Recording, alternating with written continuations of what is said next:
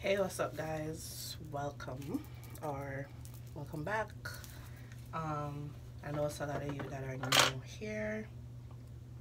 I've got a lot of new subscribers, which I'm so grateful for because I haven't been the most consistent posting. But yeah, so as you can see by the title, I am. Oh, sorry for my appearance, by the way. This is the first time you guys have seen me in a while, and I look crazy. But that's what vlogs are, real life, right? Anyway, so as you can see by the title, I'm pregnant. Yay. As of yesterday, I am 24 weeks pregnant. So I figured, let me just talk to you guys. I just came out of the shower. Let me just talk to you guys and give you the rundown about what has been going on, vlog style, while I take you to my appointment with me. So I'm just going to talk to you while I'm putting on a little bit of makeup on my face so I don't look hella crazy going to the doctor. I have a doctor's appointment today at 1, and it's almost 12 now, so I'm trying to get out of here within the next half an hour. So yeah, hopefully you guys are hearing me because I am recording on my phone, so hopefully you guys are hearing me. And I know the lighting sucks, but this is not a tutorial, so I'm just putting on my makeup and chatting with you guys. So I'm 24 weeks pregnant, and I am high risk. My pregnancy is high risk. My first pregnancy with my daughter was also high risk because prior to me getting pregnant with my daughter, I did have a loss. I had a miscarriage at 20 weeks pregnant. It was devastating. It was one of the worst things I've ever gone through in my life. But 6 months later, I got pregnant with my daughter, and she's here and she's safe. So everything happens for a reason. In the time, you never know what that reason is. You're not thinking about that. You're just thinking about the fact that you're hurt and why is God doing this. But believe me, God knows everything that he's doing. So yeah. Anyway, so with my daughter, I was high risk as well. They had to monitor me to find out what caused that 20-week loss. So when I was pregnant with my daughter at 18 weeks pregnant, they found out that I have an incompetent cervix. My cervix was dilating, opening prematurely at 18 weeks. So then I had to go straight to the hospital for my doctor's appointment, and I had a procedure done. It's called a cerclage, where they basically stitch your cervix. So with my daughter, I had that done at 18 weeks, and I had the stitches taken out at 36 weeks, which was standard procedure. And I didn't have her until 40 weeks, so she stayed put. And I had to be induced with her. I didn't have her, she didn't come on her own. I had to be induced with her, but I did have a vaginal delivery with her, so yeah. Anyway, so I was told when I was pregnant with my daughter that most likely all future pregnancies, because it seems like I do have an incompetent cervix, I will have to get a cerclage, basically. So I had a cerclage with this pregnancy as well. I had my cerclage done at 16 weeks, because they did it before my cervix had any issues, because just as a precaution. So I had to have a cerclage done at 16 weeks. Prior to me having a cerclage done, oh Lord, I went through a lot with this pregnancy. I have no idea. At 10 weeks pregnant, I did the NIPT test, which is the non-invasive prenatal testing or whatever. And I guess they do it, I don't even know why they did it with me, because I'm not over the age of whatever that you have to. They typically do it with women that are over 35 to screen for like genetic disorders and stuff like that. But I don't know why they did it with me, because I'm not over 35. But I guess because they could do it. I didn't have it done with my daughter, which was weird that they wanted to do it with this one, but whatever. And they did it at 10 weeks, and when they did it at 10 weeks, I found out that the results came back within a week, and they told me that it checks for 3 specific genetic disorders along with the gender of the baby. And it said that basically I had a 20, it gives you the risk factors. It doesn't tell you if your baby has it. It does tell you that there's a possibility that your baby can have this. So it came back at 11 weeks pregnant, that my baby had a 24% chance of having something that's called Trisomy 13, which is basically an extra copy of the 13th chromosome, which is not a disease, that is not a condition that is compatible with life then. So basically they were telling me that there's a possibility that my baby would not survive, basically, that my baby has this thing. But at the time I didn't know what it was. I'm not going to go too in depth about it. If you want, you could go research it. But you know, every human being has a pair of each chromosome, and the major disorders are, which is Down syndrome is a 3rd copy of the 21 chromosome, and then the other one that they check for is 18. I don't know what that one is called. And then the other one, which is the most severe one, is 13, which is called plateau syndrome or something like that. And that's what they were telling me, that my baby has a 24% chance of having. No, I'm trying not to, because she's good. It's a girl. So I'm trying not to get emotional about it, but just thinking about it, it's like when they told me that, you can just imagine how I felt, because when I researched it, and they told me this over the phone, and when I researched it and I saw that if my baby has this, my baby will not survive, it was one of the hardest things I've ever, it was one of the hardest things I ever had to go through. It was rough, you know. I'm putting on makeup and crying. It was rough, you know. It was the worst. It was the worst. Like, I wouldn't wish that on my enemy. I wouldn't wish that on anyone. Anyways, long story short, I had to get an amniocentesis done, which is when they actually insert a needle into the abdomen and take out some of the amniotic fluid to test it to see if the baby indeed has this, because like I said, it's just a risk test. It doesn't really tell you if your baby has it or not. It just tells you that there's a percentage that your baby could have this. So I had to wait 5 long weeks until I was 16 weeks to have this procedure done, because they couldn't do it before 16 weeks.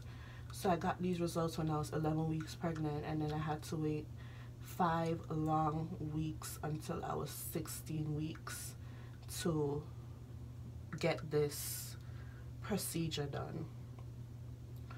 And I've never been more nervous.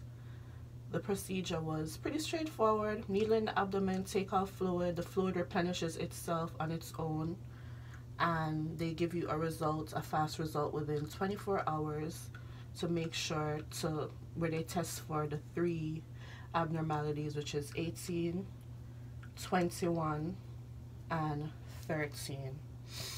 No, I did it on a Friday, and I took the next day off, which was a Saturday, I think, because they don't want you to do too much. So I didn't go to work the next day. And I remember me and my husband went out to eat just to like get my mind off of it. He was trying to like get my mind off it because I was a wreck. As you can imagine, I was a wreck. I was nervous, and I just remember my phone ringing while we were at Olive Garden, and when my phone rang and I saw the number from my doctor, because they told me that they were gonna call, and I saw the number from my doctor, my heart started beating so fast, like you have no idea. Like my heart, I felt like I was like, it was palpitating, like my heart was beating so fast, like I started to sweat immediately. Like I started to sweat, and I remember picking, my husband was like, answer the phone. He was like, answer the phone. I was like psyching up myself to answer the phone. When I answered the phone, and they said to me, they're like, hi, we're calling from maternal fetal medicine, because that's where I go, because like I said, I'm high risk. They're like, we're calling from maternal fetal medicine, which I already knew because I know their number. And we just wanted to let you know that the results came back and they were all negative. Everything is normal. All her chromosomes are normal, and this is just the fast results, but you'll get the full workup where they actually grow the cells in a week or 10 days, 10 business days. And we just wanted to let you know that the initial results came back normal, and it's only up from here, because those are the worst things that your baby could possibly have. Either Down syndrome, Patel syndrome, or the other one, I don't know what the name is, which is chromosome 18, a third copy of that chromosome. And let me tell you, this was the best, this is the best feeling ever. I was like, oh, thank you, God. Thank you, thank you, thank you, thank you, thank you.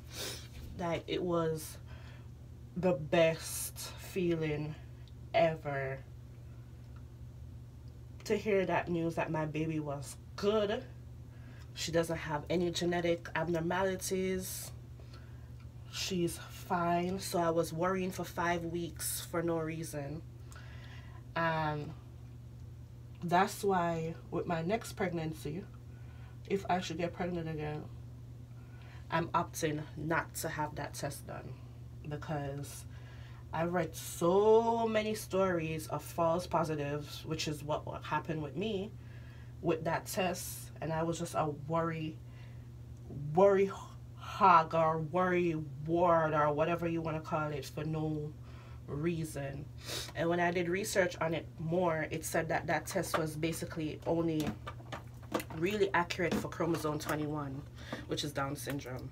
They have the most accurate readings for that one. But for some reason, the doctor's office, they tell you, oh, this test is 99.9% accurate or 99.6% accurate or some shit like that or whatever. And it's like you can't help but to feel, I don't know.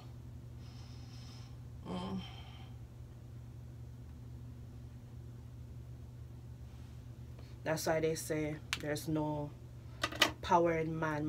Man has no power over God. So I believe in God, and I try to keep myself positive, but I still was worried. I'm not even gonna front, like I was worried. Okay, so I think that's all I'm gonna do as far as my face. I'm gonna wow, I've been talking for 14 minutes. So this video is already 14 minutes long. So I think I'm just gonna do my hair and then end it here. I'm still gonna vlog my doctor's appointment, but I'm gonna post it on a different day. I'm gonna like a weekly vlog. So excuse me, I'm just gonna do my hair and I'm gonna end the vlog.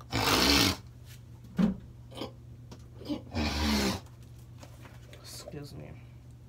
So yeah,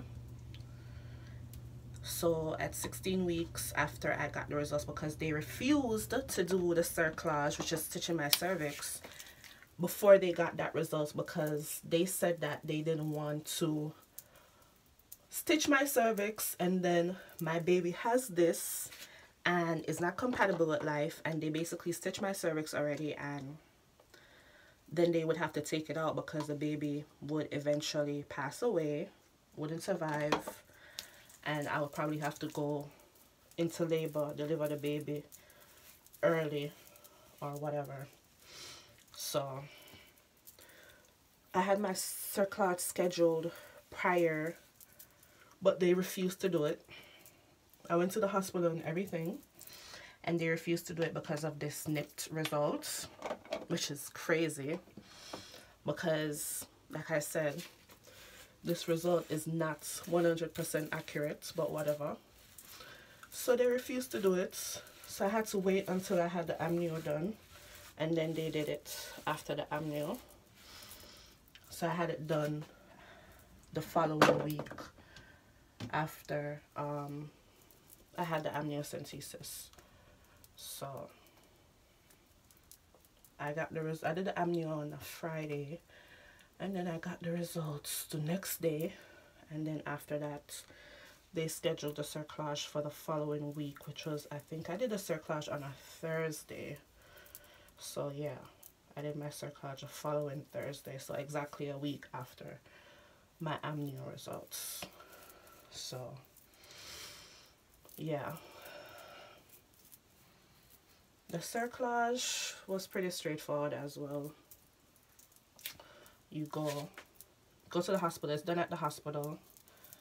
The amniocentesis was done at the doctor's office. It's a hospital, but it's not like, how am I gonna explain it? It was done at the hospital, but it was more private than, it wasn't in an operating room or anything like that. It was just at the hospital in a special place that they have where they do procedures like that. But the cerclage is an actual operation. I had to have what you call it? I had a spinal. I had spinal anesthesia, which is where they numb you from the waist down. It's similar to epidural, but it's a little bit stronger. So I had a spinal. I think that's what they give people that are having C-sections. So I had a spinal done, and yeah, I was awake during the whole thing, and then after, I could feel them down there. Like, I felt pressure, but I didn't feel any pain. I didn't have any pain until after the procedure.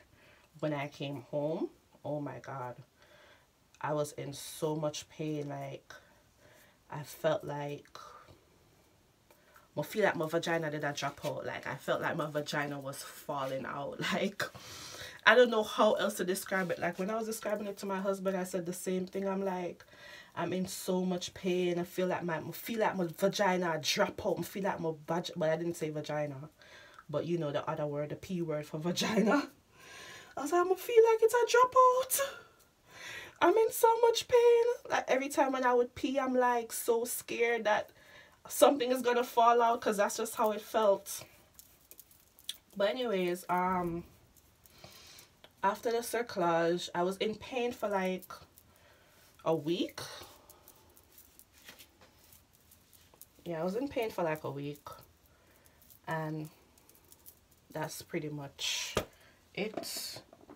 After that, I've been fine. Now I go to the doctor every single 2 weeks, which is crazy. It's a lot. I go to the doctor every 2 weeks, and then after, when I get to 36 weeks, when they take out the stitching, I will be going to the doctor every week. So I guess I'll be taking you guys along with me for that as well. So yeah, that is my pregnancy so far. Every time I go to the doctor, I get a sonogram because they have to check my cervix. you check the baby as well, but mostly for my cervix because I have the cerclage in. So yeah, that's pretty much where I'm at right now. 24 weeks, and that's an update for you guys, what's been going on. If you have any questions, or if anybody has been going through the same thing or has been through the same thing as me, I would really appreciate you commenting and let me know like what you went through or how you dealt with it. So now I'm just gonna go get ready, put my clothes on. I have no idea what I'm wearing, so I'm gonna put my clothes on, and yeah, I'm gonna vlog going to the doctor, but I'm gonna post it on another day. So I don't want to make this video too long, so I guess I will see you guys on my next one. And yeah, this is the final. This is how I look. This is how I'm gonna go to the doctor. This is the final look, and yeah, so I'll see you guys on the next one. Until then, it's your girl Mimi, pregnant but still Mimi. Bye guys.